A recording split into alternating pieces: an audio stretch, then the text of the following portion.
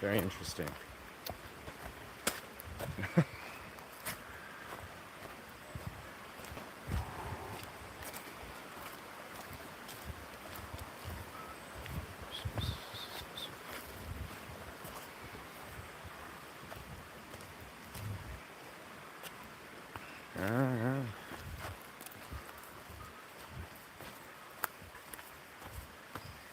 So many beautiful humans.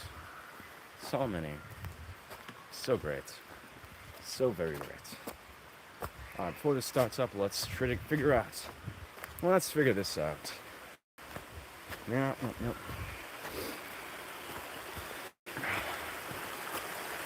All right.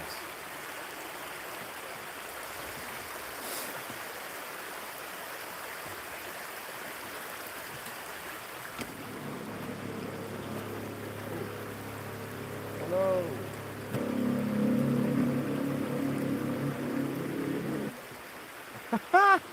My tonal amp is glitching out. But that's okay. That's okay. It's some batteries. It's the sign from the universe to get the batteries. Yes, yes. Yes, yes, yes. Now let's figure this shit out. It's gotta be a way. It's gotta be a way.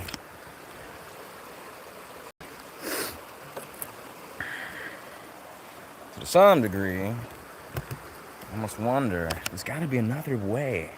There's gotta be another way, my friends. There's gotta be a way. Gotta be a way.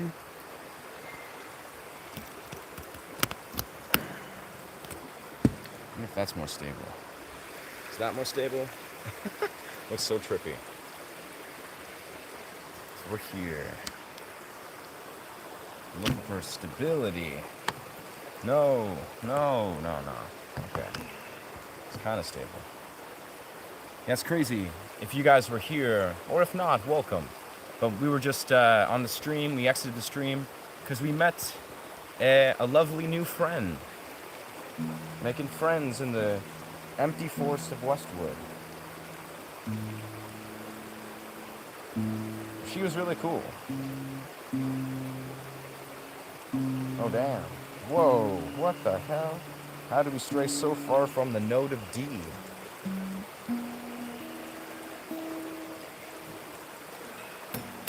Sweet.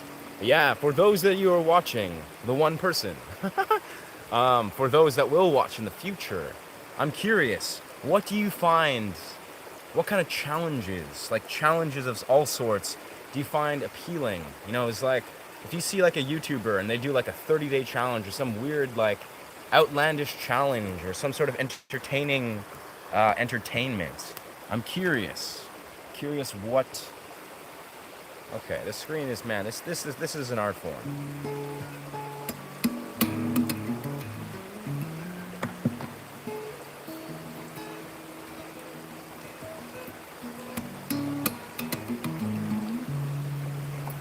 All right, we got our miniature amp set up. This is what it's all about. Hello. Wow, look at this though. Like, this is great, but like this, I'll flip this. Look at that. There's like smoke.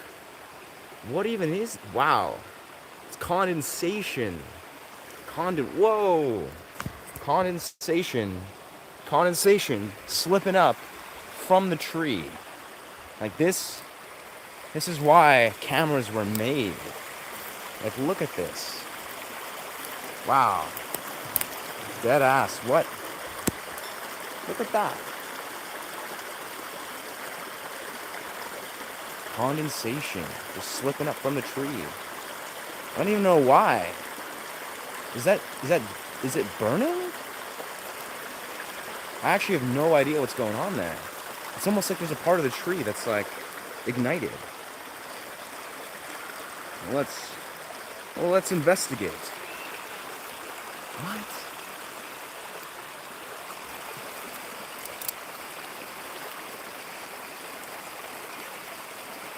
Some sort of nature thing going on here where it's like there's smoke or condensation just like coming from the tree. Yeah, maybe it's probably just condensation. Guess just moisture evaporating from the tree. Whoa. Let's get out of here. All these magnificent condensation. Shout out to Google Pixel for this quality. Hell yeah. Like this is, I was streaming with my other phone, piece of garbage phone. Wow, it's even more. There's so much coming from this. Yeah. Why am I getting a phone call? Who's calling me? Decline. Yeah. All right. Gotta figure out a way.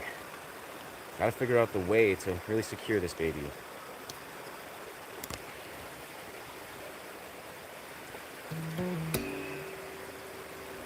Very nice. So here we are. The plan today, basically, is I'm just kind of roving beautiful forests for a little bit, and then I'm going downtown to pick up a check, and I'll bring all my setup downtown, and we'll see what's going on down there. See how it's like to stream in the downtown. It's a beautiful city, beautiful day, so I'm sure there'll be lots of stuff happening. I don't know. Or not. I don't know. We'll see.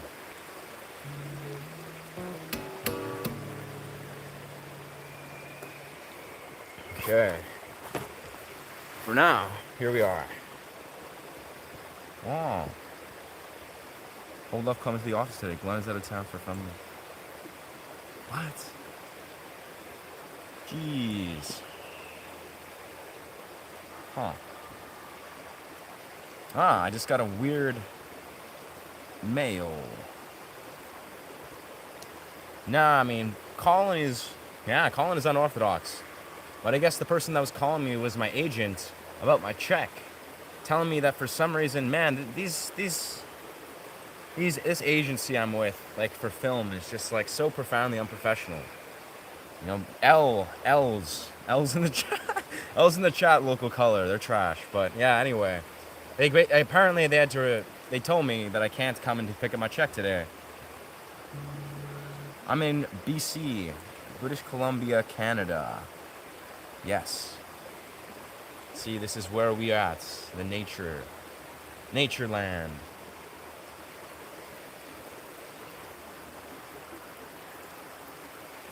It's pretty chill. Let's see how we can set up. That's kind of crazy though. I was literally orienting my day around cashing that check. Like, man, my agency is just they're garbage. They're absolute trash. I have no words. No words for how incompetent that agency is. I've had so many agencies, but they're by far the worst. Anyways, what's my profession? I mean, I'm primarily a performance artist. So I work in film, like I do namely background acting, but I'm also desiring to be a full-time YouTuber. So that's, music YouTuber. That's more of what I'm focusing. But I also do acrobatic fire performance art. It's the way. What's going on here? This is plugged.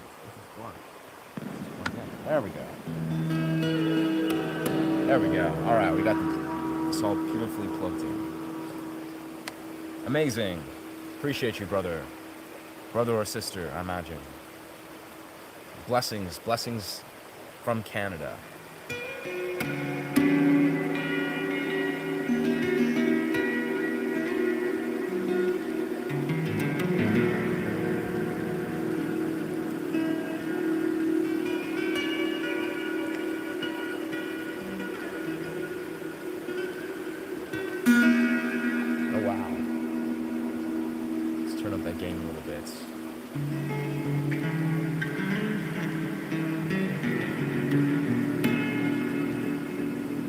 I kind of like it, but I think it's better with just unplugged. Yeah.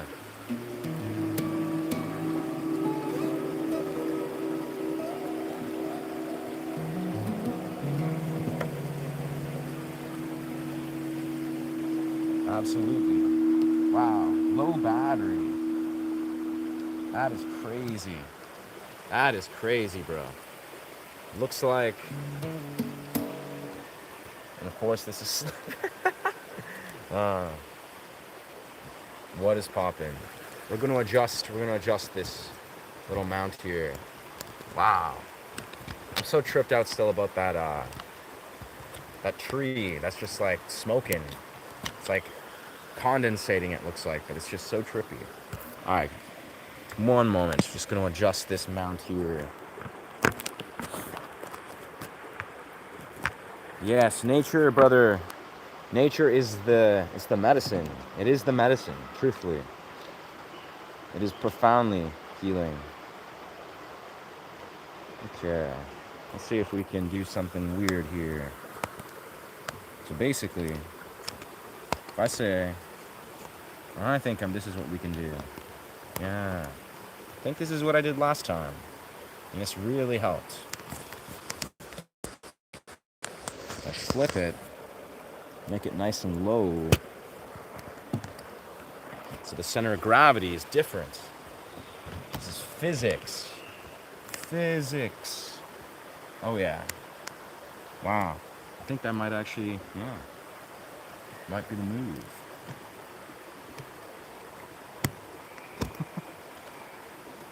Tighten that up.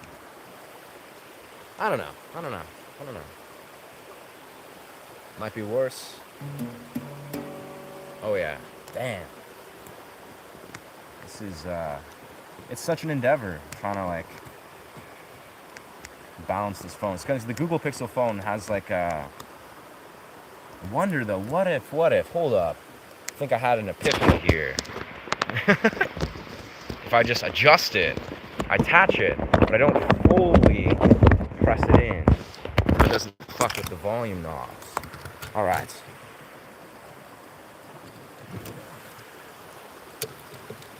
So we go here, have it adjusted, have it nice and balanced, pop it in here, place it, in the middle.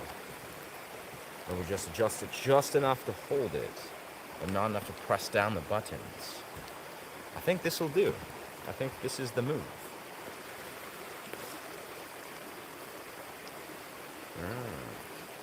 Hopefully that'll do. I think so.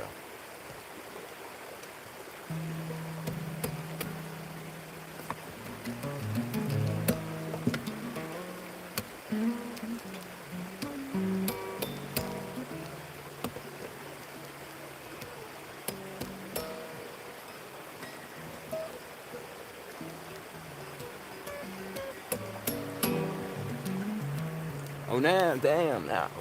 Wow. It's cooked. There's gotta be a way. Okay. I'm gonna find this way to balance this this phone thing. So doing this, pop it in halfway, even like 3/4 of the way. So it balances it. Yeah, the camera definitely wants to do its own thing. With that being said, okay. No. You pop it in. Pressure point's there. No. Let's do it again. Maybe just. No. Oh, whoa. Wow. Okay. I don't know if this is crazy.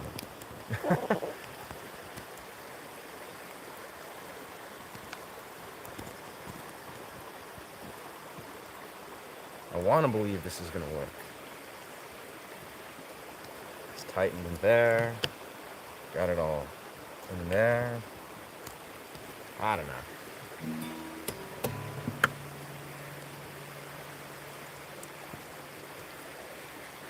Nah, it's... Damn. No. Oh, man. That shit's cooked. Oh, well. I don't know. I'll just put it on my... put it on the portable thing. We'll figure out a way. I'm going to go home and figure out the perfect way to adjust this. I'll figure it out.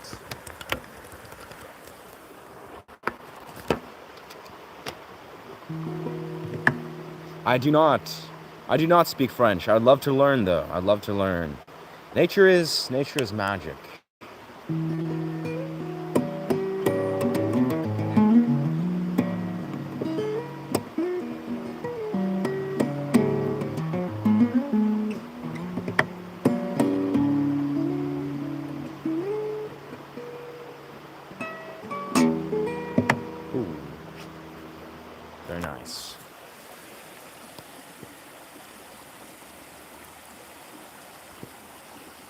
checking some YouTube stuff, and then it exited. It's interesting you can do that. It's just like, and resume my stream.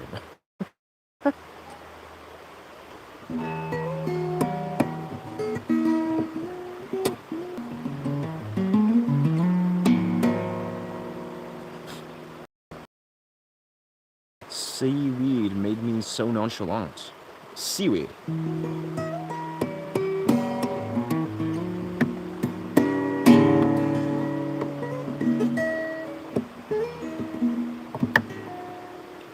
I don't know what to say about that, brother.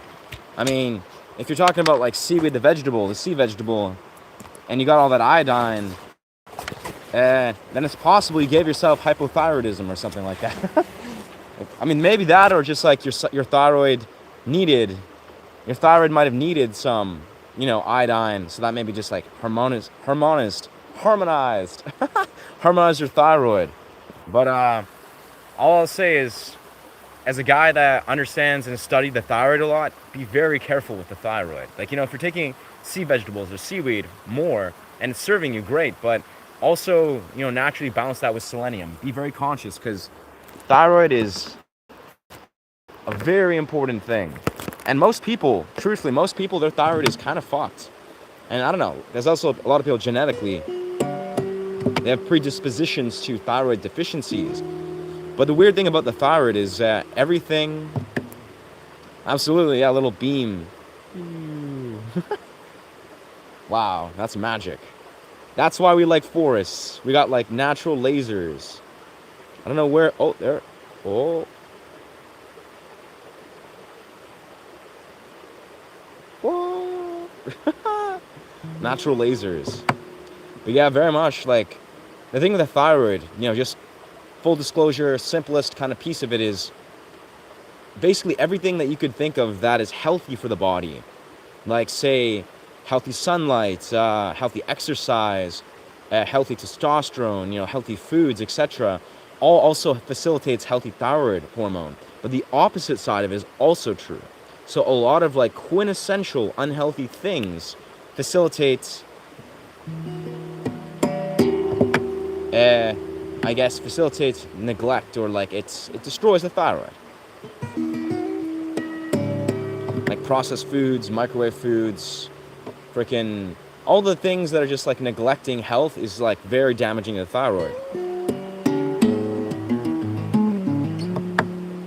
Yeah. Man, there's spider webs everywhere. It's great. See what makes me sleep. I sleep as much. Huh. Yeah, I mean, I'd say keep an eye on that. Listen to your body. But if you're like taking too much seaweed, I mean, it could just mean you're like literally making yourself like what's the word? You're making your thyroid underactive, which would make you basically lethargic and tired and sleepy. But again, I don't know. I don't know your body.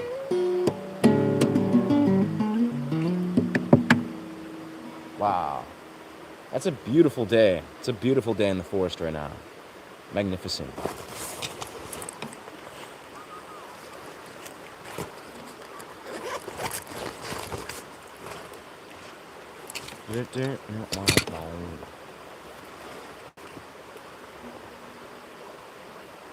Wow.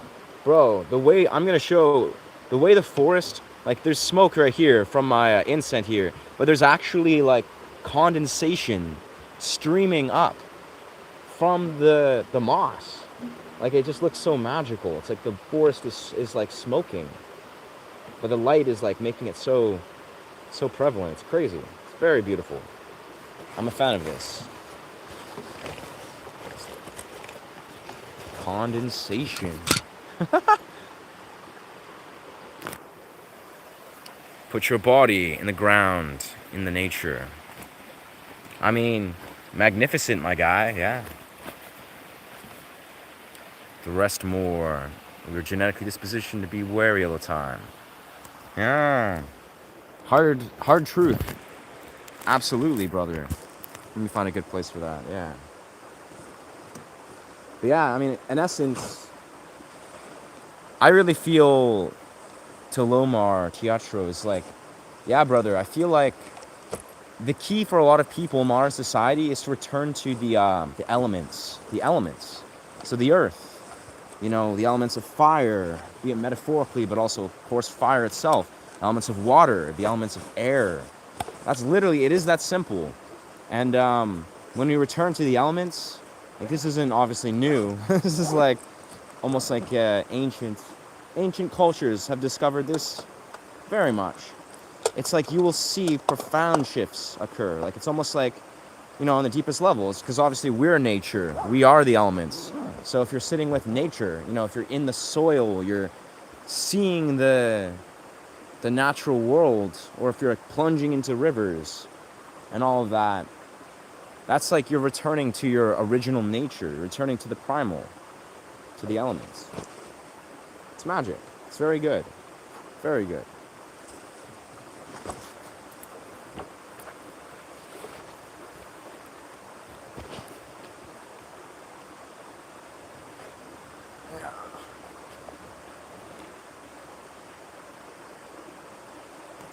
Very nice. Yeah, yes. Sick, dude. Blah, blah, blah, blah, blah, blah, blah. Yes, I agree. Yeah. I reckon people need to rest. I really agree with that so much, brother. Like, straight up. Let me just put this guitar here. Yeah, I'm gonna have to reorient this mount, this guitar mount. So we're gonna do some less aesthetic handheld streaming style. Not my choice, not my chosen choice of streaming, but yeah, I'm gonna go home and sort of figure out, because I also gotta get batteries. My guitar preamp is dead, unfortunately, but that's okay. But absolutely, I feel like dispositioned genetically, we're predispositioned, yes, to be worried all the time. Life definitely used to be harder, like, you know, almost like we are obviously all integrating ancestral trauma. Like our ancestors have been through a lot. Obviously, it was their time, it was their generation, in their time in the universe to integrate what they had to integrate. Like truly, I mean, we can just look back into how times have changed, obviously, and how times are rapidly changing in 2026. Like, damn, we are in for it. I think, yeah, for the better and for the worse, we're really in for it. But it's almost like, if you guys have ever studied or seen people talk about basically sort of the stuff that is spoken from the Law of One. So, you know, the Law of One is basically an ancient Egyptian channel. Like, there's a person that channeled a connection or a interaction with the ancient Egyptian god Ra, you know, the sun god. Very interesting book. Very metaphysical. But the idea is, basically the basis of what the Law of One speaks of is that we exist in, you know, the different Ds, like 3D, 5D, 6D, and not necessarily like the dimensions. It's kind of like, how to describe it? Basically, the idea was that we're all sort of in this very innate place where we as a species, we're sort of shifting into where the universe. I got a guitar, yes. I don't believe you're walking with your guitar. Yeah, it's a part of me now. You too can do this one day too, my friend. But yeah, very simply, the Law of One speaks very openly, and how I'm connecting this to what I'm speaking of, where, yes, the younger generations, like the older generations, I mean. So the older generations, they had a very specific frequency and attunement. Basically, it's like the Law of One basically states that we're all in a giant web, right? We're a universal vibrational web, you know, that is in the cosmos. Like, think of it like this. It's like, zoom out and looking at the cosmos, there's a giant, it's like a web of frequencies and vibrations, right? And we are just a part of this, obviously. We're part of the universe. We're part of this like cosmic web of vibrations and frequencies. And we are just basically drifting, as we are in the universe. Like, we're a planet drifting on this like cosmic web. And as the cosmic web has been unraveling, this is how the last 100 years have been unraveling exactly as they've needed to. And basically what the Law of One is emulating, wow, there's so much snow in the mountains over there, is that as we are in the universe, we are now shifting. Like, the cosmic web is kind of like, it's drifting from the 3D into the 4D and into the 5D, right? This essentially means that we're entering a different vibration. Like, very much, it's like the universe, or the way the universe is literally aligned with where the cosmos is at. And we are obviously, in the earth, we're a part of this universe. We are a byproduct of what is happening in a larger cosmic web. So very simply, what they're speaking of is, we are changing. Like, we are just drifting along the cosmos, and we are responding on a vibrational level to what's happening on a larger scale. And apparently what's happening on a larger scale is we're shifting from the 3 to the 4 to the 5D. Because the 3D is separation, it's duality, it's polarity. This is why the last 100 years and beyond, way before 100 years, there's been so much strife.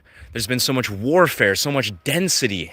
But as we're moving now into the 4D and eventually into the 5D, this is why a lot of people's perspectives are changing. We're literally aligning with a higher vibration. This is what the Law of One speaks of. And it makes sense.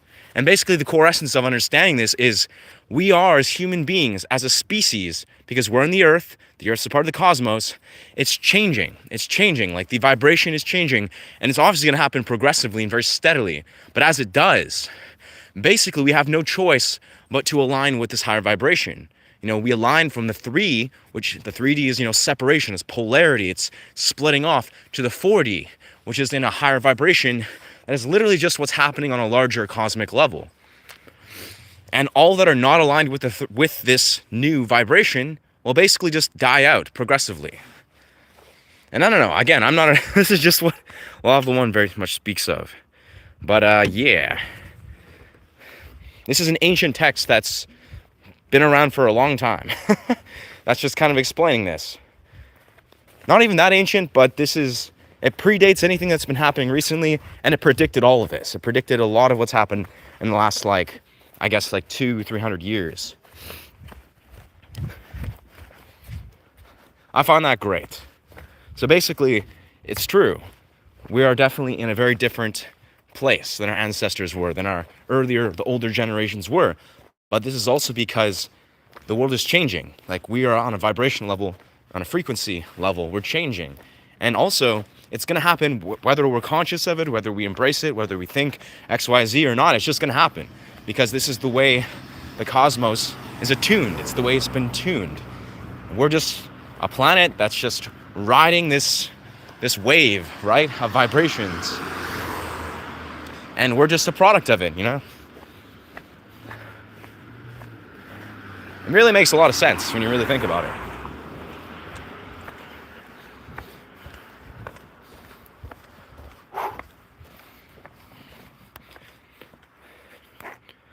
Do you think the roots in the trees? I don't know, bro. I think, as is for the roots and the trees, again, I don't think I'm conscious of that, but I think the way I see it, I'm sure there's a possibility that, yes, the trees have some sort of energy, field that is possible if you can tune into it. But I think on the simplest level, if this is how I understand why nature affects us psychologically, and there's many different reasons, but one of the core reasons is because nature is basically affirming our understanding of the cycles of life and death. This is the key thing. This was actually talked about a lot on a podcast, which is the same reason why a dense, populated city, why it's also psychologically unhealthy, is because it's basically affirming, or it's unaffirming to this natural cycle of life and death. It's telling us that time or the cycles of life and death is not present. And nature, whether you're watching a wave, crash, like ascend and descend, or you're seeing moss and all the different life cycles of the earth and whatever's going on in the forest, that's unconsciously giving us peace, because it's telling us that we are a part of nature. Everything will live, everything will die. This is okay. This is a part of the cycle of life.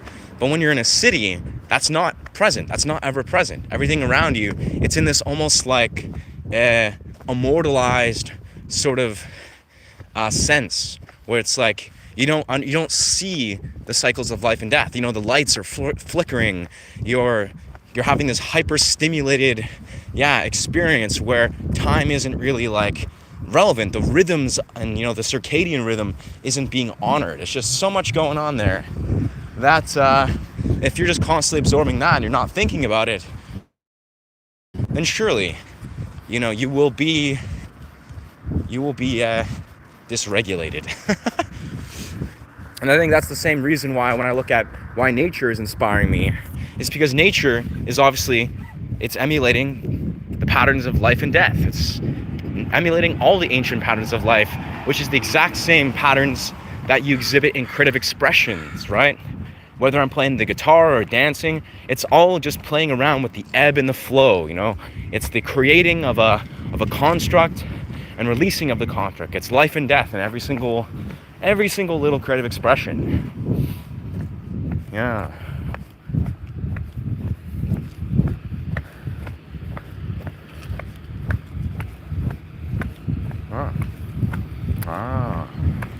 Interesting. Silly dog. Wow, it's quite an endeavor. I guess the fellow that I stopped to help push his car, he's still here, still figuring out. That's really bizarre. That's pretty crazy. Wow. Stressful. People trying to figure out the cars. I know like a web, some important points of Earth. It is so, yeah, it is so.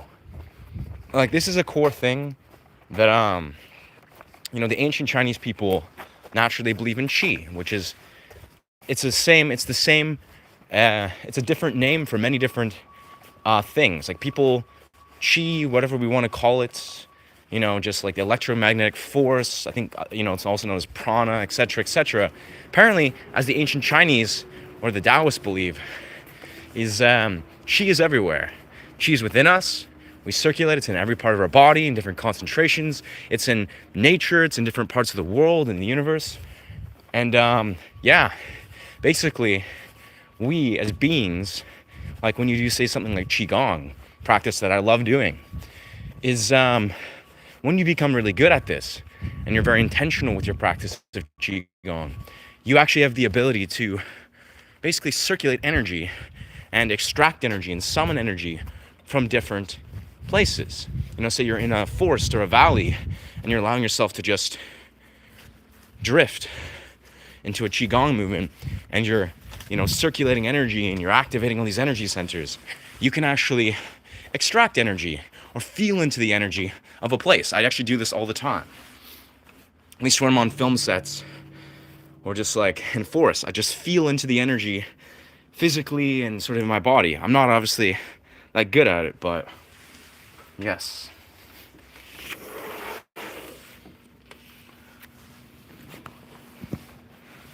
It's my cat. You're free. You can do whatever you want. Alright, so let's get some batteries and figure out how to adjust this. Man, it's so weird though. My day feels so derailed where I just can't go and pick up my check. So now I'm just like, sky's the limit. I can do whatever I want in my day.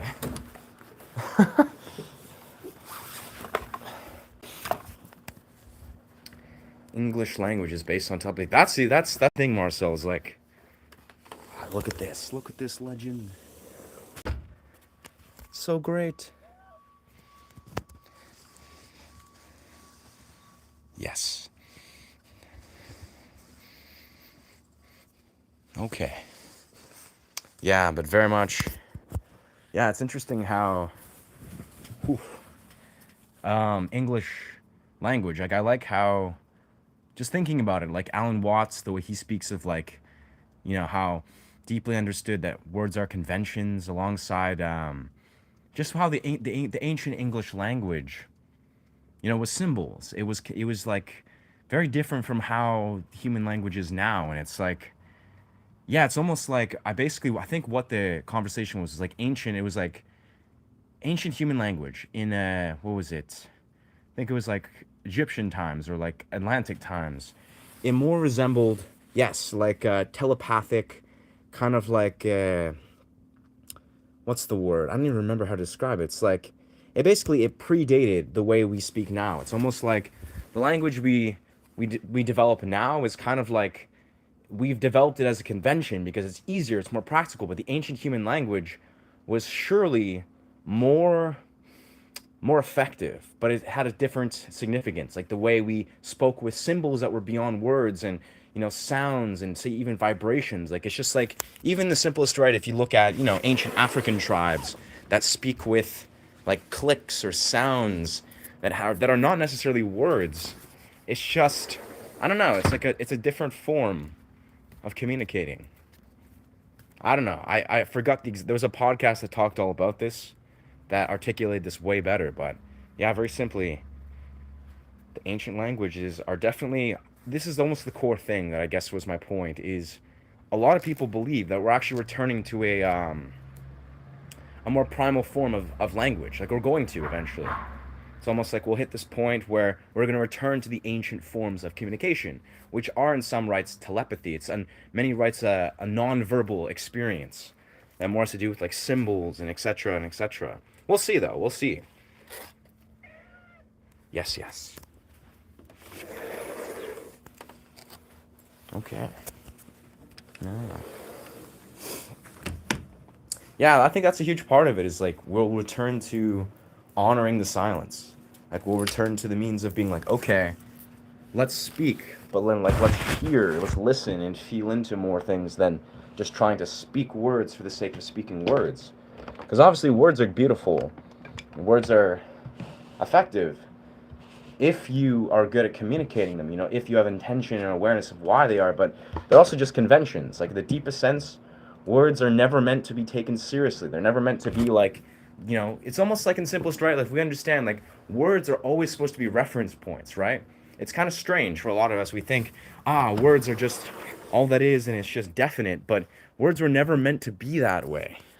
It's like when we speak of things, we're like, but this is love, this is truth, this is God, right? All these words, they have deeply woven context that doesn't necessarily mean one thing or another.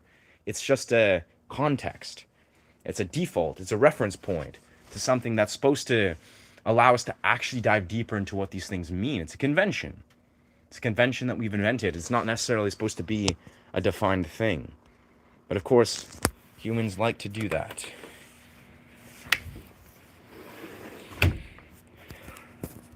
I've seen a giant light being on Google Earth. South Chile. That's very interesting. But you saw this on Google Earth. How did you see this on Google Earth, though, my guy? Shorthand in America looks crazy. Shows you how quickly a language can be lost. Shorthand. Same with cursive. Yeah, shorthand. I'm not familiar with shorthand, but I mean, I know cursive. Obviously, as a kid, I learned like cursive. It's funny. I'll be honest. This is a weird thing. Is like as a kid and even as an adult, when I write music, I love to write with like a very weird, exaggerated sort of form, almost like an ancient style of cursive. But even as a kid, I used to take so much time to intentionally write every letter so perfect, so cleanly. Now as an adult, I just don't give a fuck. But as a kid, I honestly just loved just clean, clear, crisp letters. Like, I would take the time always. It was like if I was writing my name, I was writing, an essay or whatever. As a kid, I would always take so much care just to write perfect letters, perfectly symmetrical and whatever. And I don't know. I can't say that was a good thing or a bad thing, but yeah, you can send coordinates. Sure, bro. I'd love to see the coordinates. I'm curious though. It's almost like I don't understand how. I've never had that kind of experience where you can like see a being very vividly in a specific place over like a, yeah. Interesting. Let's turn on some 4 light. So blah blah blah blah. Let's see the words. Art could be the 4th dimension. And no, it's as it's understood, art or not. The 4th dimension is time. I don't know. I'm not a expert on these things, of course. Absolutely not. But the 4th dimension is quintessentially known as time. You know, it's what is it? Like the 4D. You know, you think of it's like there's the 3D. Like if we look in the simplest defined ways, that's obviously also not a defined concept. Is the 3D is height, width, depth, right? Height or no height, length. I don't know. It's whatever the 3 dimensions of how we measure things, right? But the 4D is apparently, I honestly, Matthias de Stefano explains this much better, and he's just using like almost like ancient laws to kind of connect what he feels he's explained and seen in his visions, in his vision states in his past lives.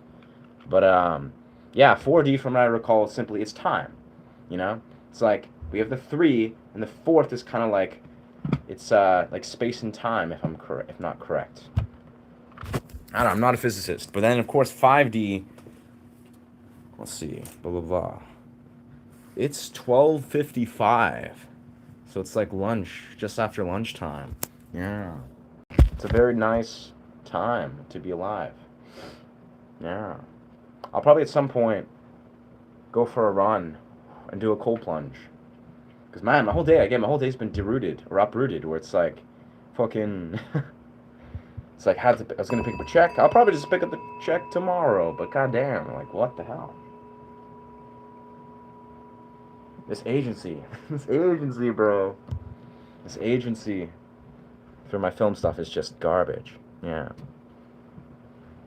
So why people need to express themselves with art. I mean, truthfully,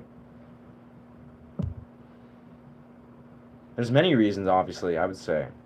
But I think the core reason is, how I like to explain it is transmutation.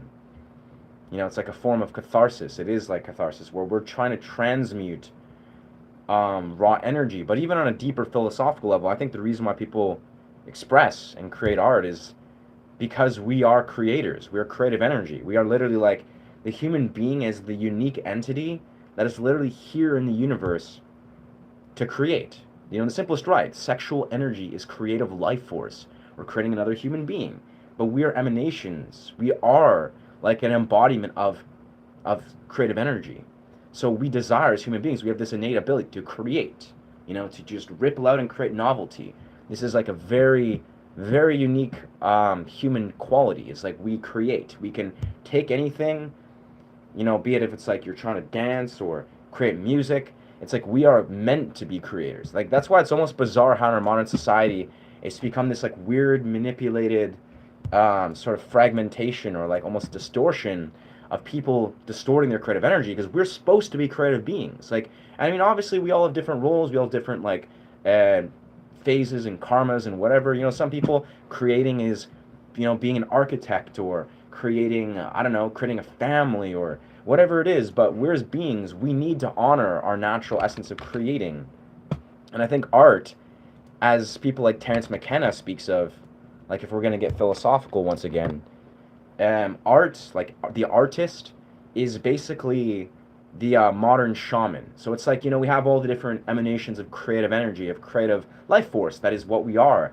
But as Terence McKenna kind of explains, the artist, like the painter, the guitarist, the whatever, this person is basically like the modern shaman. They're taking on the role where they're basically here to interact with the channel that is the other, to extract wisdom and truth, to help guide the rest of the tribe, of society. It's like the artist particularly is taking on the role as the vessel, the conduit that's supposed to speak with the other to extract the truths to help shape the society and the tribe. It's literally the same thing that ancient tribes did.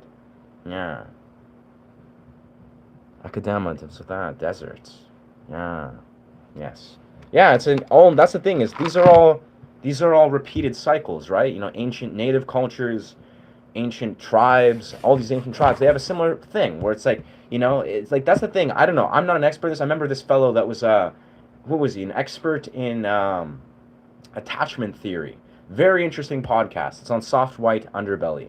He's an expert on attachment theory. He's a psychologist. Larger fellow, has like a ginger beard, really kind looking dude. And he basically was speaking of how we as humans, we all, as you know, I agree with this, we all needed to return. We need to fundamentally return to the tribal model.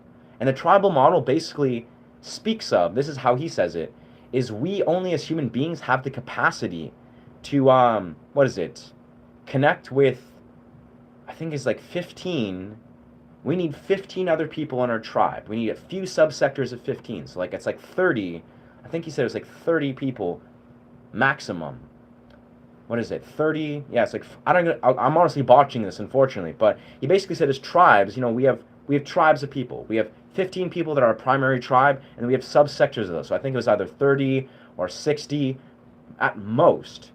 It's like, again, I'm unfortunately botching these details, but the idea is that we as human beings only have the capacity to hold genuine empathy for this amount of people, of like 30 or 60, I forget the number. Or maybe I should just listen back to us. I think I have the thing actually open here. But the idea is that that's what we as a tribal being were meant to hold space for. How it's why we can only truly empathize with a small tribe of people. Like, say these people are our friends, our support networks, our community. It's only meant to be like in small clusters. We're hunter gatherers, right? Anyways, but it's the same sort of context where we're able to connect with these tribes of our people, right? You have 30 to 50 or whatever the exact number was. I'm going to find this podcast and find the fellow's thing. But the idea is, here it is. Adam Lane Smith. And that, yes, yes. Beautiful podcast. This guy's really an interesting fellow. There we are. Avoiding attachment, yes, yes. I'll find it somewhere. Oh, okay. But yes, the core idea is that I think when we look at like the old tribal models, like Terence McKenna speaks of, like the role of, say, the shaman, the role of, this sort of like having a tribal context, it'll show us a lot of things. It'll teach us a lot of things. Hi, dude. I've never even acknowledged or opened up. Yeah. I'm glad the random troll here, Gazorp or whatever, is talking openly about the horrendous atrocities that modern society and the news is trying to thrust on us. Because I think we're all completely aware of, the atrocities of obviously all this bullocks with the islands of this Epstein, motherfucker. But the idea is that morons, like, what's his name? Yeah, Gozazarop. Cool name, bro. Cool name. But, morons who are trying to, like, fixate and like, almost, like, orient their life and their mind around people like Epstein, I think you're losing you're losing the battle. Like, if you, I mean, it's like, don't fixate, don't focus your energy on these news hyper accentuated bullshit. Like, you're wasting your energy, you're wasting your time. If you're feeding into the model of what these people want you to do, you're corrupting your mind if you're absorbing all this bullshit. If that's what you think is worth your energy. Because obviously, yeah, this is the core thing, is there's dark people in the world. Humans are inherently fucked. Like, they're a polarity. They're very intense. But there's also beautiful human beings in the world. There's beautiful energy. There's people doing incredible things, like life-changing things. Let's focus our energy on those people. Let's not give our time and day to these monsters and atrocities of society that are a small percentage of society. Like, why the fuck would you do that? Anyway. I don't know. A lot of people seem to really be, like, buying into this. But, why? I'm not sure. Let me see. Yeah, let me Google that, brother. Let me Google these coordinates. 55. 55, 32. I'm sure this will automatically pop up. 38, S. 69. 69. 15. Oh. 58, W. Oh. Wait, what? So is this where it is? The Isla Hind? Chile, yeah, okay. Ah. Wow, what a cool... I mean, low-key, like, your vision, your light being vision aside, I love this. Like, I love you showing me just a random coordinate in Chile that I would never in my wildest dreams even, like, look at. So we're in Chile, the Cape Horn, Chile. On the Isla Hind. Or no, we're in... Yeah, Isla Hind. It's not showing me. I might have to look on, like... Let's go directions. Let's see what it would take to get to this exact place. Can't find directions. Well, that's a shame. That's what's bizarre, is what you're showing. You're saying, so there's a light being on the very edge of the entire world, pretty much. So you're telling me, like, the edge of Chile, in Chile, which I didn't even know Chile was way over here. That's on the very end of South America, like the very end. Well, pretty much. There's also, obviously, the Parque Nacional Cabin de Hornos. That's crazy, bro. Look at the image, not the street view. I'm not seeing an image. Yeah, I'm not seeing the image. I'll have to... I think I have to open up a different sort of... I might have to find, like, a different... Directions... I might have to find, like, a better version of Google Maps, like a higher quality coordinates maps, not maps. Yeah, I'll look into that, brother. So far, but I like that. I like adventuring to this random coordinate. That's actually super dope. Yeah. The Kadama Desert is used to burn fashion clothes of Zara. Huh. Damn. It's to burn fast fashion clothes of Zara. I don't know what that means, bro, but that's crazy. That's pretty crazy. Dang. Yeah, though. I mean, low-key, because, you know, I'm going to use this as you guys are my therapist now. Not actually, but no, like, what I'm thinking is curious how I've been, you know, thinking a lot. You know, I've been like, man, like, how can I get to 1,000 subscribers? I got to get to these 1,000 subscribers. And honestly, I think, you know, I'm in no rush, because I think once I hit 1,000, you know, once I unlock unlimited viewership, it will be a game changer. Like, this is the YouTube way, fundamentally. But the thing is, I'm not trying to focus on YouTube in like a, you know, a linear, one-dimensional way of like, okay, here we are, here it is. Like, I want YouTube to be a mystery. I want to look at the long-term goal, like what's going to happen in a year. What kind of content of high quality will I be desiring to create and bring to this world? You know, is it going to be like, it's like I want to kind of look at the larger vision, and I want this time where I'm from 9:30 basically to 1,000. I feel like this is a very important time to like focus my energy on looking very honestly at what I want to create as a creator via YouTube. You know, really, like, what do I really want to bring? What style of content am I going to frequent? Is it going to be like really high quality shorts that's talking about slap harmonics, that's just like, you know, hitting those strings, like resonating with my viewers? I don't know. It's like, is it going to be content where I'm like capturing beautiful forest, you know, videography captures, like the song that I released recently, which I was really happy with? But it's like, where is this? Yeah, where is this going? Thanks to YouTube, now you'll have a project with me. Yeah, facts, brother. That's honestly, I feel blessed from that. I feel very blessed from that. And that's part of actually where my mind's been going, strangely enough, that you mentioned that, Lomar. Because, for a fact, what I think is I could do is I could explore. Yeah, like, because I create so much music. Like, the truth of the matter is, I've kind of jested about this. But obviously, there's a difference between, like, the music that I'm going to create for like your play and the music that I create for like originals that I'm like putting out. and like music that I just create on a fly. But basically, I create so much music that I don't know what to do with it all. Like the truth of the matter is, like, I've created so much music historically, especially before my YouTube channel, where it would just I would create riffs on a fly that I would just write them for the sake of writing them, and never, you know, studio to record them, never turn some of them into full-fledged songs.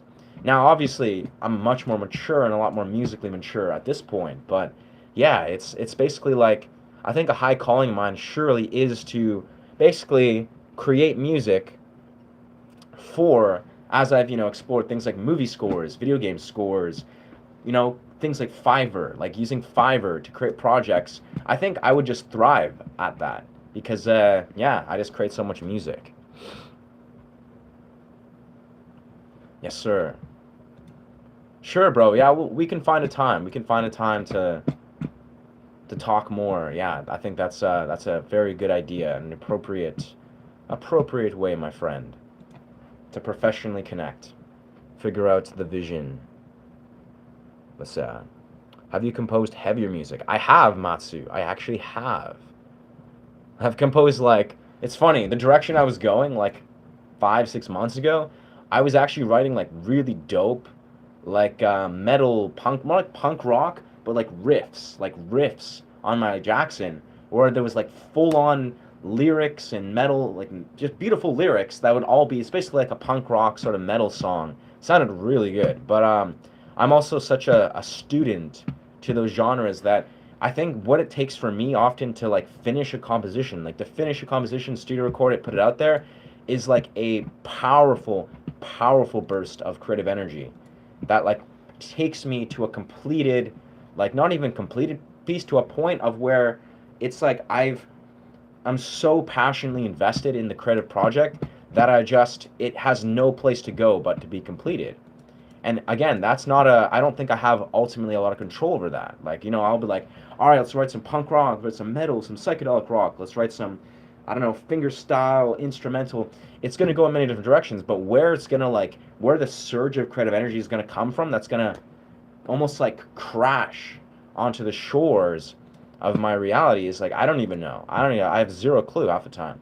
You know, I wouldn't even have known the last few days that I would wake up and write like guitar, like fingerstyle progressive rock guitar pieces that I'm really happy with. I had zero clue. Like 5 days ago, I had zero clue that that was going to happen. But here we are. I'm going to grab my guitar. It's funny, like I don't know. I don't know how it operates for some people, other guitarists, other producers, other musicians, whatever. Is like I don't know exactly how it works for them, but for me, it's a very like the creative process is absolutely like bizarre. It's like very mysterious. At least in the realm of music. Now, of course, another thing that's clear as day is like you also I'm like enamored with guitar. Like I love everything to do with guitar. Like every part of it, you know, every style, every it's like I could spend literally all day just like talking about thinking and playing guitar. It's just that's what it's come to. That's how my life has come to. But the process of being like, okay, what's the next step professionally, or where I'm gonna take it? That's a very different sort of anomaly, right? Use Google Earth satellite. Yeah, dog. That's the thing. That's the thing I was thinking of. Satellite. The satellite mode. So coordinates. Satellite.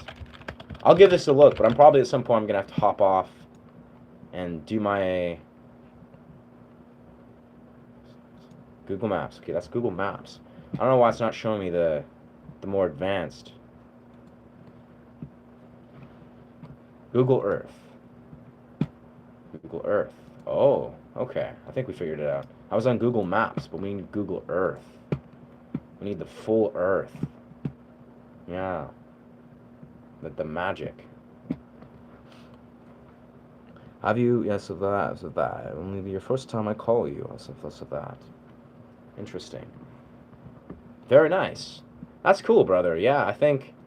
I'm assuming this will go beautifully, and we can just like, yeah, create some cool projects. Oh, Google Earth? No. There we are. Ho ho.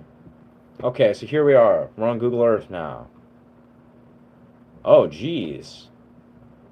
Yeah, I do see it. That's like a physical structure that looks like a being. Yeah, this is. So I think the homie's talking about. This is very trippy. Google Earth in general is very weird. Wow. That literally, yeah, that looks like some sort of like DMT being. Wow. Wow. And it's Google Earth in general is like, bro, so much of Google Earth looks like insanely trippy. Huh. Wow. Wow. Wow, bro. Thank you for taking me back to Google Earth. Because I think I'm just going to look at everything on here. Yeah. But here we are. Like, these are magnificently, like, probably didn't give enough time to see this, but Google Earth. The edge of the Earth on Chile. Just even Chile, it's like, damn. Like, that's the edge of the freaking South American Earth. And then there's the planet. Wow. I could literally spend a lot of time looking at Google Earth. Wow. I love this.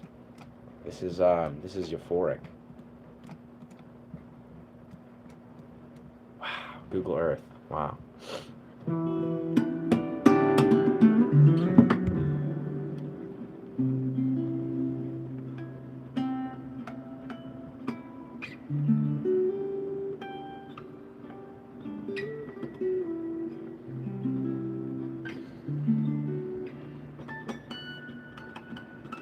I think after I exit the stream and do a plunge, I'm probably gonna have to sit here and just for a while try to like ingrain this new song I wrote the other day because it's such an interesting song. And I think it's gonna take some time to like hash it out. Not even that long, but it's gonna take time.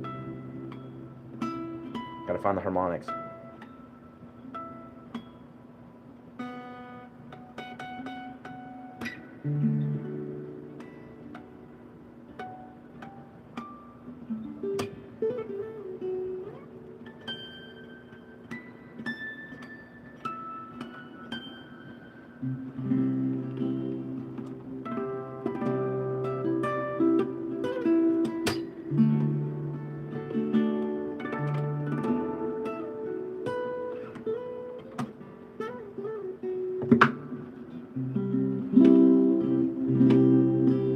Alright, it goes like.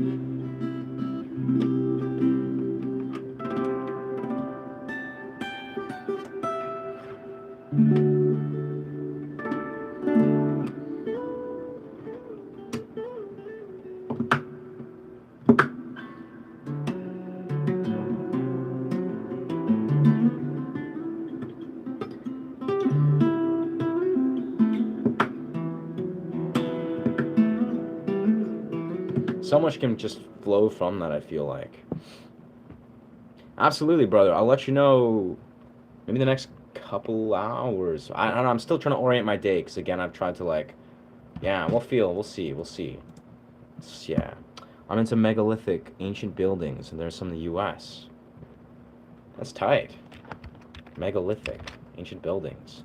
I think that's a great thing to study, brother. Like, truly. Like, especially, I'm not a very well-traveled individual, but in the future, as I intend to travel via YouTube stuff and whatever, I think I deeply desire to, like, yeah, to study ancient buildings. Like, be it we're talking, like, ancient Mayan, ancient Egyptian, ancient Swedish, or, like, ancient Celtic, especially probably those last couple, ancient Scandinavian. I just want to figure out, I'm just curious. Because even like my hat, right? This is like ancient Nordic and Scandinavian symbols. I have no idea what these symbols mean, but I really, really like them. Oh, there's my cat. I'm gonna have to let my cat in. But yeah, ancient symbols, ancient megalithic, like that's definitely energetically very significant. The Gobelki, Gobel, the Gobekli Tepe. Sounds kind of familiar, but I can't think of it right now. Oh. Oh. You're having a good time, cats. Yes. Just gonna put my cat somewhere.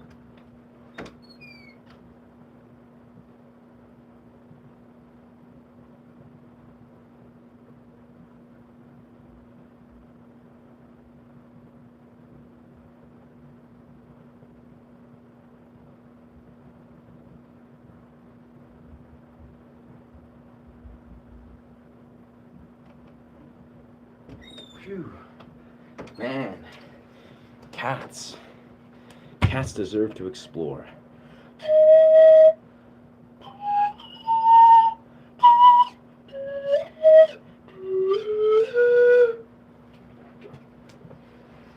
Whew.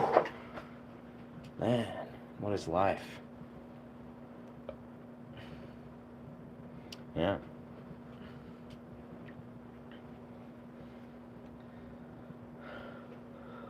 Right, 12 to 13. Fair enough. Yeah, dating of this ancient stuff.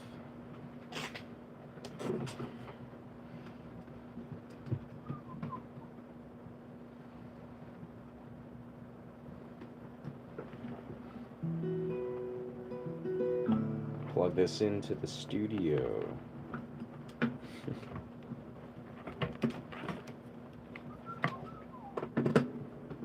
Man, I'm so curious though. I'm just like, straight up, like, what happened? If I'm just being open and objective about. Oh, let's turn that on. Oh, let's exit this. Get out of there. I'm so curious, like, what happened to, like, my channel where it just, like, surged for these, like, 3 weeks or whatever before the last, like, 4 days or 5 days. Where it was, like, there was such a distinct moment. I don't know if it was, like, maybe some, like, larger channel and somewhere around the world they just, like, shared a little piece of what I was doing, and then suddenly I was on the map for a few weeks. I don't know what happened, or maybe it was, like, the momentum of getting 1,000 views or a few thousand just kicked off. And yeah, I was, like, on the radar.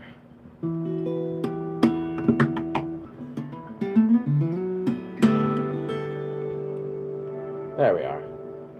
And then I got shadow banned somehow. Maybe somehow I got shadow banned. There's just so many unknown unknowns. But then absolutely now it's like, it's gonna happen again. It's gonna happen. I'm gonna get a burst where I'll be back in the thousands and beyond. But very curious. YouTube is such an anomaly.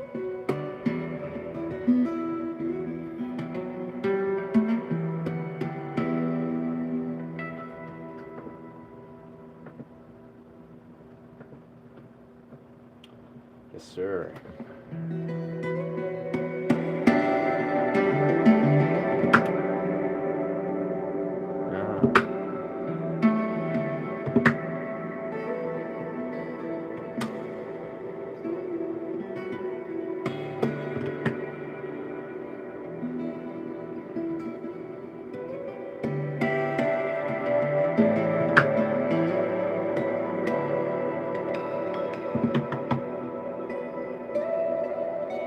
I'm sure you do, brother. I'm sure you do. That's all it takes, is the willingness of believing. But I think the burst of momentum did happen before you joined this channel. Yeah, almost positive. I don't know. I low-key almost think that it's just possible someone in, like, India or something, because I got, like, a surge of Indian subscribers, just like, was just like, hey, this guy, and then just like, and they were just being dope, and they just, like, shared my channel to some larger channel or something. And then suddenly I got blessed by the algorithm. It's cool though. It's cool. We're so close. We're so close to 1,000. It's all worked out beautifully. And once I hit 1,000, I have a strong feeling we're gonna go off into another blessed, or algorithm blessing, or whatever. That attacks very high.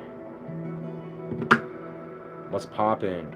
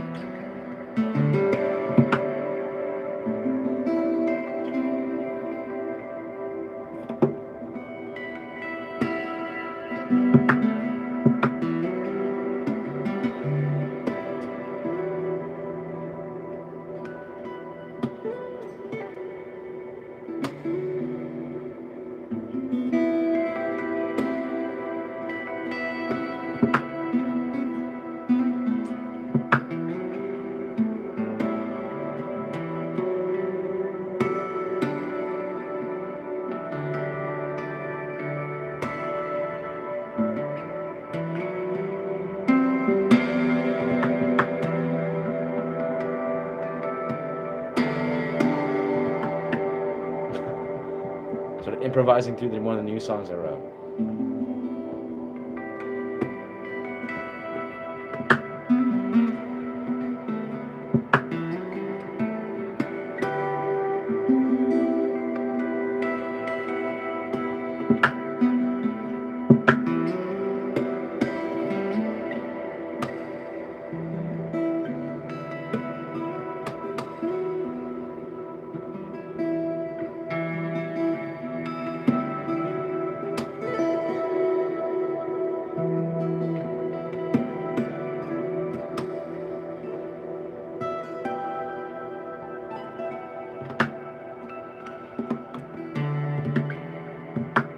Music. It's the shirts, brother. It's the shirts, brother.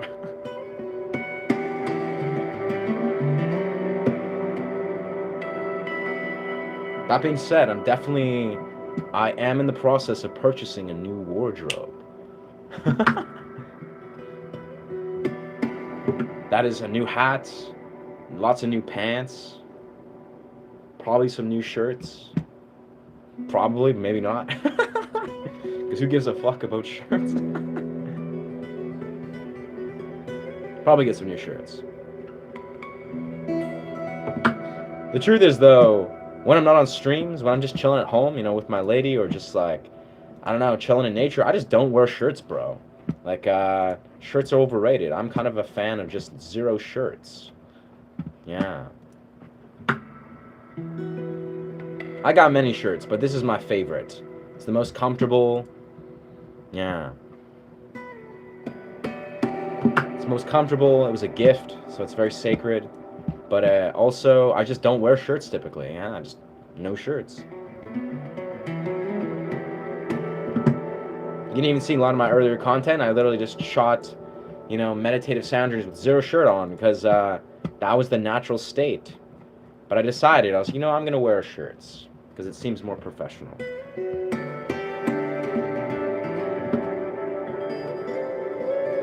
It's a much more natural state with zero shirts.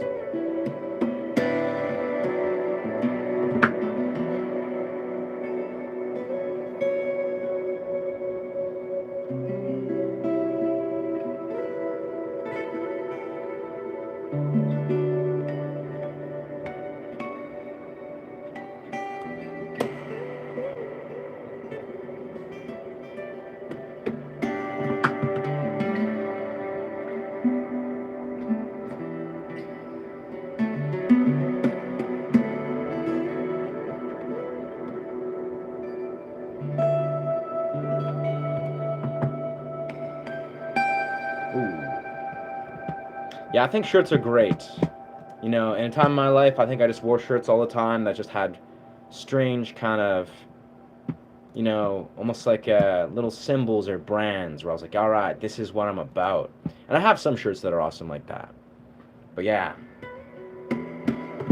I'm a strong believer in, like, clothes. I like wearing cool clothes, but I'm a strong believer in, like, we as a person bring the color and the character to, you know, to our character. It's not like the clothes we wear, they're, you know, they're a choice. You don't have to wear super trippy, elaborate clothes. I do that because that's kind of a part of my own journey, but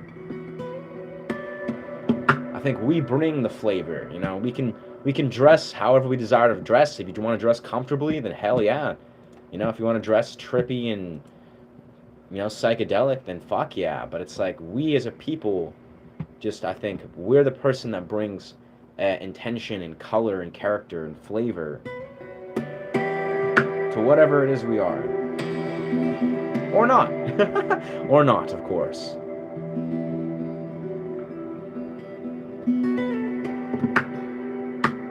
I think God is trolling us with doubt. I mean, sure, bro, I think God's always trolling us. If we're going to use God as some sort of, like, person, per se, or some sort of, like, entity. If we're going that direction, I think it's safe to say that God has a sense of humor. And, like, in the deepest sense, in the deep philosophical context, God is trolling and memeing around. He loves it. He loves humor. He loves to fuck around. In a funny way. Like, he just... If you're a small content creator... Whoa, didn't ask, no! So, yeah, definitely God has a sense of humor.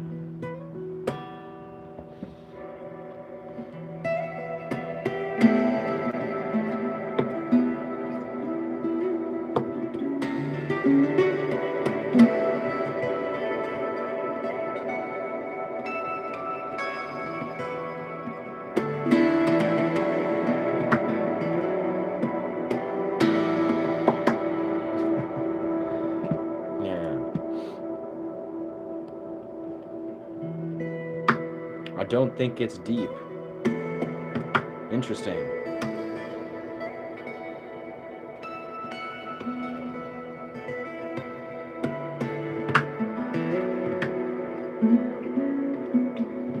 Well, I mean, that's how it is, bro.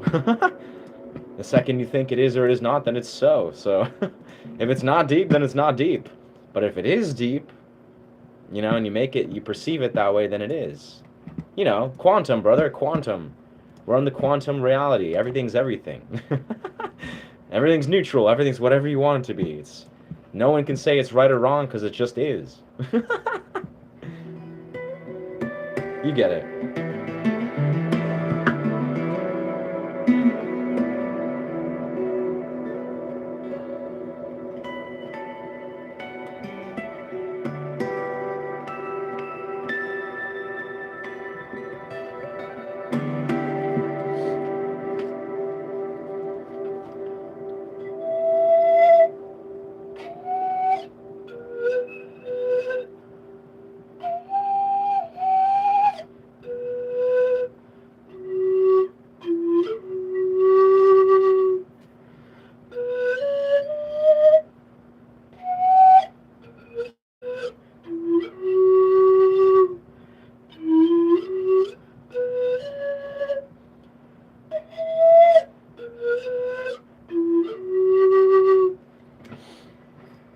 Life is weird sometimes, I feel. You know, it's like, yeah. Like, you know, it's like when you come to those core truths about, like, as I sort of speak to just really just like the neutral nature of all things, you know, it's like, you know, it's the simplest piece of it. Like, I could get into depth, but of course, it's kind of the sort of thing I talked on my cold plunge. Where it's like, we have choices, right? We make choices, right? And this is a bizarre thing. Like, I'm a strong advocate of understanding the nature of choices. And obviously, as men, the choices we make, the decisions we make are very, very important. Like, on the deepest level, it's like almost like your decision-making ability is pretty much everything as a man. As a human being, of course, but as a man, historically, and how masculine energy is, we are directional forces. You know, we are literally just directional forces in nature. So if you understand how vital and pivotal it is, your decision-making ability, your ability to make good choices in the universe, because this is just a directional force, you're either creating or destroying. You know, it's like you're just a force of nature. So very simply, yeah. When you return to the pivotal awareness, it's like our choices are everything. Whether you believe something is like the best and the most beautiful emanation or not, it's gonna be there. Yeah. That's very kind of you, brother. It's a pleasure knowing you too. It's an honor. Honor. Strength and honor. Whoa, chill out, Andrew Huberman. I open up my thing and immediately it's just Andrew Huberman breathing. What's good? What's good, Bangladesh? What's good, brother? Or sister? I can't tell. Bangladesh. I'm assuming, isn't that in India? I kind of forgot. South Asia. Ah, interesting. That's sick, dog.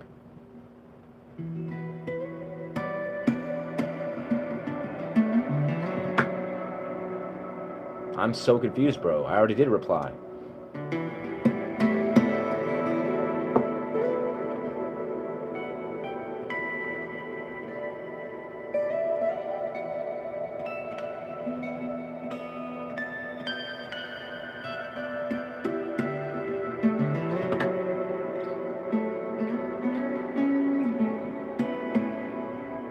I'm infinitely confused. I did reply, brother. This is me replying. Welcome, Bangladesh.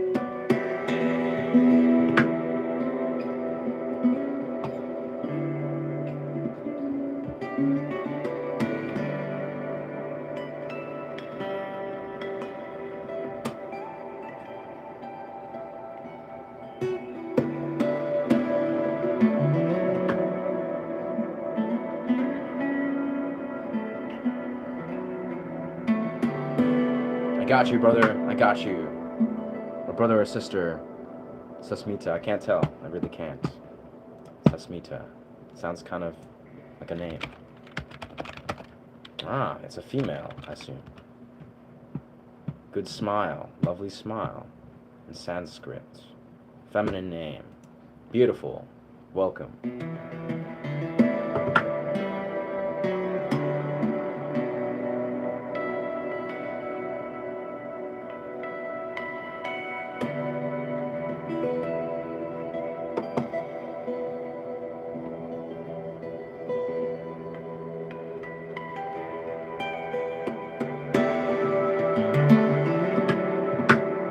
it's really cool actually. For those of you that were on my stream earlier, when I was roving the forest, I basically ran into this one really interesting Persian. I think she was like my age, like a woman like my age. That basically was just like chilling by the river in the forest, which is very trippy because I like maybe huh. The fact they're good and well-behaved people, huh? That they label people as schizophrenia because of that. Absolutely, brother. Yeah. I think society is pretty bonkers. But yeah, returning to the idea of just like bumped into this one girl named Adia. I think that's what it's pronounced. Idea, I think it was. Is a interesting, really chill Persian woman. Now it's just like she's sitting there like smoking some sort of like tobacco thing, and I remember just sitting there, just being like, sitting down with talking with her. She seemed very receptive, and in Westwood Plateau, it's like you will not see people for a long ass time. But happened to run into some really chill Persian woman.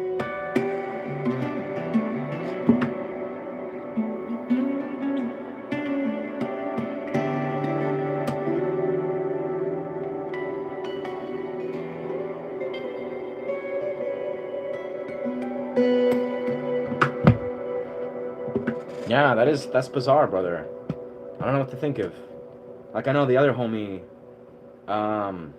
Floyd Rose, he spoke of how he is in that sort of category of like of a mental disorder, and he seems completely chill. He seems like a really cool guy, and yeah, I'm sure the societal stigma of mental health disorders of that sort is it's a lot, like straight up, like I don't know, yeah. Like I'm fortunate that I'm a mentally very functional.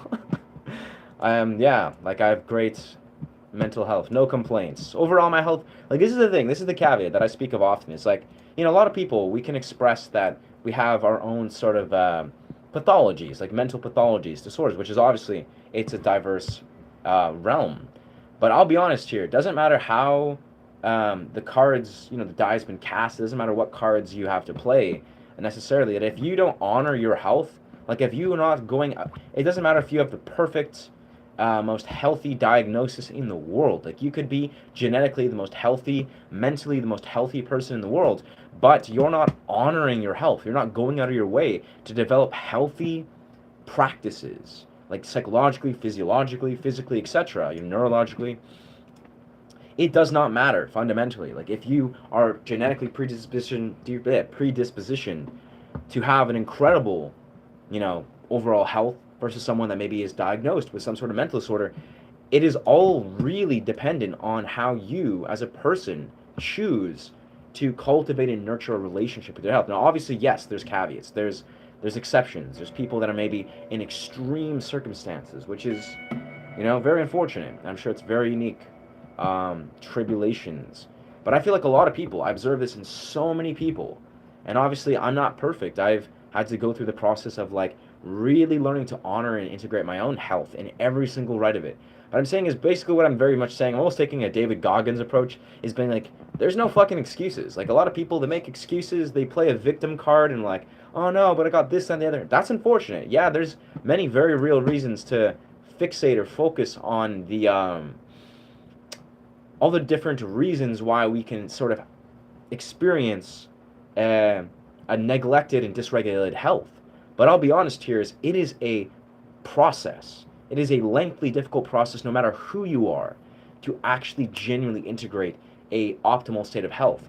Now, again, there are exceptions, not an ultimatum, but for a lot of people, I feel like they're not realizing how much power they actually have, and also how much ability they have to actually take their life into their own hands, to actually radically change their health. And yeah, it's a process. It's a mentality. It's discipline. It's countless amounts of disciplined activities, healthy, intelligent choices, all stacking up and accumulating to this model of someone living in a healthy state of living. But yeah, I have no symptoms yet still prescribed. Yeah, that's a parallel, brother. I've had doctors trying to give me medication most of my life, like really just like actively, through most of my like young child years, through my adolescent, through my teenage years, being like so many people I'd be surrounded, like, oh yeah, like let's take this ADHD medication off, but this made me this and that, and I was on medication from like age 15 to 17, and it was okay. But that being said, I think it's a slippery slope. It is a deep rabbit hole. Now again, when we're talking about you know, unorthodox pathologies or unorthodox mental disorders like bipolar, schizophrenia, a little different, surely different. But honestly, there's an underlying context of it that is actually all the same. And I won't get too deep into this because this isn't what this channel's about. But I think people should take their medical or their mental health into their own hands. And even the simplest right, like I was talking about this earlier when someone was talking about, I think actually, was it you, Marcel? No, someone else. I think they were commenting about their thyroid health. No, I think it was you, Marcel. About eating a lot of seaweed, right? You're eating seaweed. That's helping regulate your thyroid health. Wonderful. This is the same metaphor, I think, for all realms of your health. Whether if you desire to believe it or not, is like there's a natural organic remedy that often is much more difficult, much more slowly building, much more progressive, that will really radically change your health. And we're using the example of the thyroid. The thyroid is the perfect example. Let's be real here. And this is actually, for me, this is why I like talking about this, is because the thyroid was the very first immersion for me as a 15-year-old kid that had basically was like wanting to quit smoking, was like, okay, I'm going to quit cigarettes. And I realized how messed up my thyroid was. And then I went on my own merit. I spent like 5 months studying the thyroid. I just learned everything I could humanly possible learn about the thyroid. And I came to this conclusion about just basically repairing the thyroid really is a lengthy process. Now, you can also get a thyroid medication prescribed, like thioxine or one of the thyroid hormone regulating medications. Now, obviously, for some people, maybe if you have like a thyroid disorder or maybe your thyroid is gone, then obviously thyroid medications are an amazing idea. But for a lot of people, you probably should not be taking thyroid medications. Again, this is just my biased opinion. I'm not a medical professional. But most people probably should not be taking thyroid medications. Why? Because there is a way to repair your thyroid.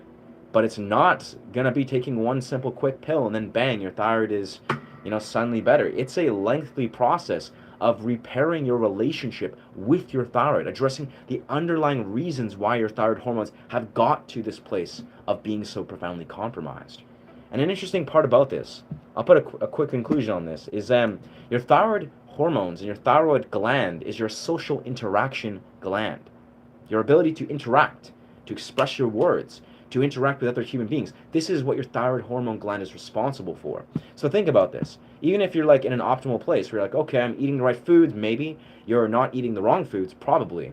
But you have a psychological relationship with how your thyroid hormones have been able to express themselves. Maybe you have like a vast array of negative experiences relating to how you express and interact in a social context. This is a part of understanding how to form your psychological and physiological relationship with the things that stem from your thyroid. So it's a deep process. It's a deeply woven endeavor, I think, to repair the thyroid. It's a slow building process that is worth it in the long term. I'm telling you, it's like a very worthy endeavor, learning about the thyroid and learning to repair it. But what I'm simply saying, the simplest right, is just because there's a quick fix for something, like say taking a thyroid medication, or say taking a medication as a sort, different for people that are maybe in, again, bipolar or schizophrenic, or maybe people that are taking like blood pressure medications. But for a lot of people, this is a very difficult thing to understand. Is like there's an organic way to repair your body and repair the relationship with your body. It takes time, it takes a lot of effort, and it's going to be the long-term answer or solution versus maybe the quick instant solution that you might have thrusted upon you.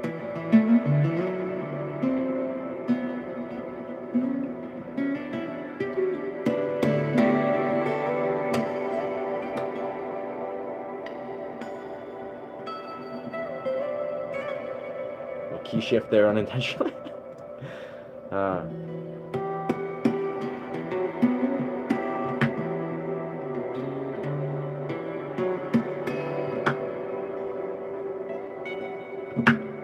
45.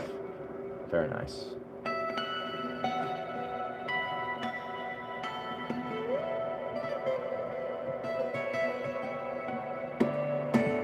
Very nice. All right, I think we are going to take a leave for now. Yeah, I'm going to go for a run and hang out in the forest offline. Shout out to offline. Shout out the natural world. Yeah, shout out the natural world. But yeah, I'm just going to go for a run in the beautiful nature. Do a cold plunge, make some food. Yeah. Yeah. So sort of, I think what I'm probably going to do, since I'm not going downtown to pick my check, is I'll probably just go to somewhere, like go down to a park down the hill and do some streaming there. Have you ever been called weird? Yes. Absolutely, brother.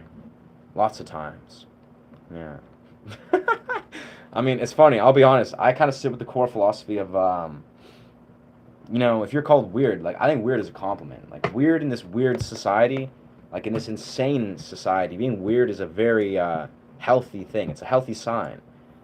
That being said, it also, I don't know, it's like I know I'm weird, but I also know myself. Like, it's almost like I think what's important is to develop a relationship with humanity and yourself that is embracing the idea of being weird, of being unorthodox. It's almost like you got to surround yourself with a community of people that all just honor each other's weirdness, to where you realize that it's not a bad thing to be weird. Hell, I mean, let's be real here though. If we're talking about weird, there's a difference between being like strange, quirky, odd, unorthodox, strange as fuck, and being like what people might define as weird, who also might be people that are just like pathologically ill, or not even pathologically ill. They're dysfunctional members of society. Like, it's almost like, let's paint a picture. If you look at someone like, maybe the show Silicon Valley. I like that show, right? And here's just a weird example. It's like all these people in freaking Silicon Valley. Like, you could look at these people, maybe they're like tech billionaires, for example, and like, wow, these people are weird as shit. But there's a difference between someone who's weird, I would say. And it's not much of it is, but there's a difference. And someone that's like fundamentally dysregulated. A person that has really bad social skills for whatever reason. They, maybe they don't have really good connection with intimacy or the opposite sex. And it's just like, I think there's an ability to be weird and unapologetically weird, but still be profoundly healthy and thriving, in your every right of how that is. So I think it's about embracing the weirdness and recognizing that we're all weird. Humans are weird. We're supposed to be imperfect. We're supposed to be weird. We're supposed to be like playful, like inner child connected beings. Because when you think of it, like, this is the simplest thing. Donald Glover, he spoke of this very openly, is we as kids, we are weird, right? It's okay. As kids, we normalize being weird. We're like, okay, like, kids are like strange, like hilarious, spontaneous, intuitively connected beings.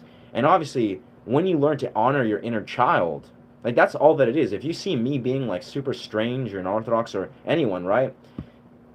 More or less, the reason why they're being so strange and weird is because they're connected to their inner child, right? It's their inner child. Like, I'm 31 years old, but I feel very fortunate to be very connected to my inner child, like, in every right of way, and it's very intentional. Like, you see, lots of what I do is very powerful inner child connection and inner child work. It's like freaking writing music, expressing my truth, dancing, and just doing all this stuff where I'm just playfully exploring reality. That shit is like healthy to the inner child, and it's it's okay to be weird. Children are weird. Our inner child is weird, and we gotta like honor that. And so I think society, if you label weird and you don't understand the connotations of what it means to be that way, being weird doesn't necessarily mean you have to be, whatever your definition of like a weird person is. Maybe someone that's like awkward and dysregulated and XYZ. It's like, nah, it's like you can be profoundly healthy, empowered, very mentally stable, empowered, enlivened, enriched, but also be weird as shit. And I think it's actually a strong sign of a good, well-being and stability to be super weird. And even further, a lot of people that are like very spiritually connected are really weird, and that's like, yeah, I don't know, at least from what I've learned. Lucifer rules. No, that's a negatory. We don't promote biblic polarity here, my guy. We don't promote biblic polarity. What are you talking about? There's no Jeebus. There's no Lucifer. I don't know. I'm sure. I have no comment. This is a music channel, bro.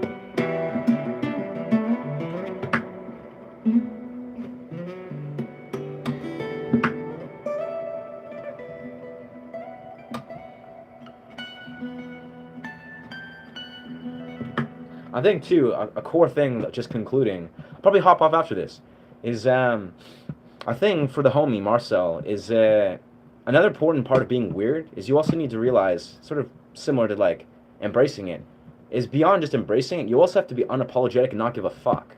Like if you're like, man, I'm weird, and then people go, oh, you're weird, but like, I don't give a fuck. Like it's kind of like you gotta like on a deep level, and strangely enough, this is actually a penetrating truth for a lot of things in life. But in the sense of being weird, like if someone thinks you're weird or they're weird or whoever, whatever definition of weird is, you also just gotta like unapologetically not give a fuck. Like, you know, like, yeah, I'm weird, cool, like hell yeah, brother. Like you just like, you gotta like really not give a fuck what other people think in the purest way, like in the healthiest way. It's like when you get to that sense of freedom where you genuinely don't give a shit what other people think, because you know who you are, you know, you love yourself, you love the people that are in your circle that love you, then people have very little power over, you know, whatever their projections. Strange or weird when you don't do or say anything weird. Yeah, dog, I think, okay, if people are calling you weird, that's a them problem, right? Like, that's a them problem. That's their projection. Like, it's like, you know, someone pops on my stream, it's just like, hey, you're gay or something. And I'm like, bro, what the fuck does that do with anything? It's like, people will project whatever nonsense they want to, but it's up to you to sit with yourself and be like, you know what, like, why are they projecting this? And like, I'll say, why do I give a shit about what their opinions are? Like, even if they think X, Y, Z, you know, it's like, yeah. Like, I don't know, I'm as straight as they come, but when I find people call me anything, I'll just be like, laugh. I'm like, man, that's bizarre. Like, what? But it's like, it's a practice of just not giving a fuck. And also, it's not always easy, because, yeah, it takes a lot of self-love, like a lot of self-love, to get to a place of not giving a shit. Like, I spoke with this actually on another stream, right? Like, long ass time ago, when we were chilling in the forest, I was speaking about the people-pleasing complex, right? Like, I was speaking very openly. People-pleasing complex, XYZ, there's books I've read about it. This is the root of a lot of things. But the root of the people-pleasing complex, like, we're thinking about it, like, you know, why do you care what other people think? Why do you think on some deep level you want to please this person that's calling you weird? It's like, you got to kind of penetrate that with a level of, like, authenticity, of radical authenticity, being like, I don't give a fuck. Like, I don't give a fuck what this person thinks. Like, you know, you could be like, they could say whatever they want all day long, and you'd be like, their opinion means nothing. Like, their projection, that is. In a healthy way. Because I think a lot of us, like, again, there's people with, like, personality disorders or something that probably should not be operating that way. You know, if they're just, like, they start to just be like, okay, I don't give a fuck, and they really are, like, super fucked up, then who knows? But I think for a lot of us, if we're suffering from people-pleasing disorder, like in the simplest way, you really genuinely care too much what other people think about you. Like, you really do. Other people's words, like, really sinks in. That's a lesson. That's an invitation to yourself to give yourself some self-love. And what that self-love might look like is also just telling yourself that I don't give a fuck what this person thinks. Like, fuck them. Because, you know, other people, for whatever reason, like, let's be real in this world, some people, they like to project malice, you know? They're projecting malice. They'll say things to you that's malicious or, you know, negative, has a negative charge to it. And it's kind of about learning about boundaries, where it's like, they don't deserve your, you know, they don't deserve your attention. They don't deserve your response, you know? It's like, sometimes you got to meet their level of, like, negative energy and malice with your own sort of level of overt tenacity. Being, okay, you know what? Respectfully, fuck them. Like, fuck their opinion. Like, they don't know me or whatever. It's like, it's just, yeah, self-love in an interesting way. Bap. Very nice. Yeah, it's funny. Like, I speak of this openly, mainly when I'm speaking about, like, creative energy, and, you know, like, how I, as a young kid, learned guitar. And this will be my final concluding thought. Is like, I really feel a lot of what has allowed me to like succeed as a kid or as a artist in many rights is that same mentality actually. And it's strange, but it's like it's true. It's like it's that mentality of genuinely not giving a fuck, like in a simple way, not in a malicious way, not in a like personally emotionally charged way. No, no, no, in a neutral way of just being like, if people are like, hey, you should do this, or huh, you should be that, or expectations, or your family or the society, or they all tell you, oh, but this is the way to do this. No, there's just this is what you should be doing. You just gotta kind of like respectfully be like, I just don't give a fuck. Like I'm just gonna do whatever I truthfully feel is right and awakens joy and is the path. And it's weird because it's like that I think is truly what I think in many rights separates someone that succeeds in various like sort of creative realms versus someone that like crumbles under the pressure and creates creative blocks until they burn out creatively. It's just someone that's able to be like, you know what? I don't give a fuck. Like I don't give a fuck what society or the expectations or pressures that people are gonna put on me. You just literally be like, no, you know what? Fuck that. And fuck them. In a loving way.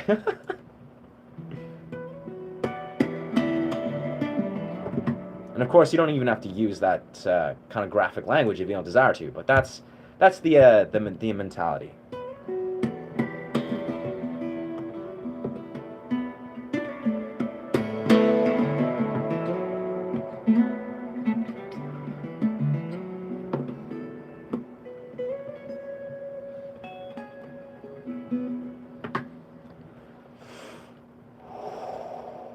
All right, I think the plan is now.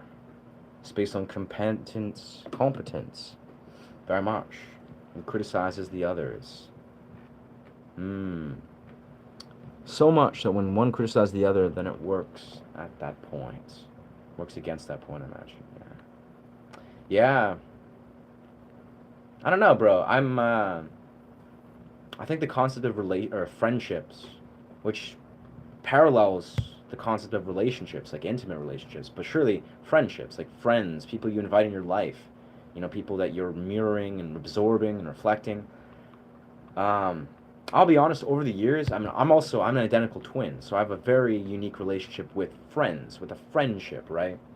I have but I think, I'll be honest, the more I've understood friendships is I don't know if a lot of people, I don't know everybody, I can't, speak for the majority of everybody, but I think a lot of people just don't necessarily understand what what a healthy friendship is, what healthy friends are. It's like they have some sort of weird dynamic. And again, this is the thing where I say this actually mirrors, I feel, how we also operate in relation to relationships, that is romantic relationships. It's almost like for some reason people on some level don't understand that we're allowed to set boundaries whenever the hell we want, about the friends or the people we have in our life.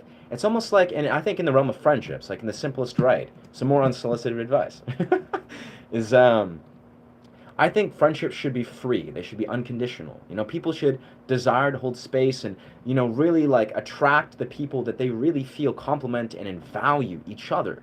There's no reason a person should be like, oh, I've been friends with this person for X, Y amount of time, and they're like, but they're my friend, and it's like blah, blah, blah. It's like, no, no, no, no. If a person's not aligned and valuing you, and there's like a genuine, beautiful dimension of friendship, that person's not a friend. They can, respectfully fuck off. Like, yeah.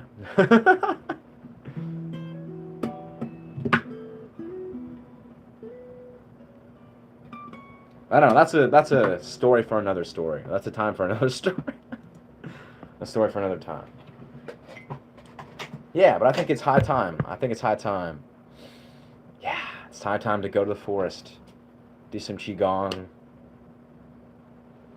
do some cold plunges, eat some nourishing food. Thanks, dog. Appreciate you chiming in. Yeah. And yeah, as I'm taking this role, I highly invite you, for those of you watching, to put down your phone. Put down your phone. Go appreciate the real world if this is what you need. Have a bath or something if it's late. Meditate. Go for a walk in the forest. The real world's a beautiful place. It really is. Bless. Bless.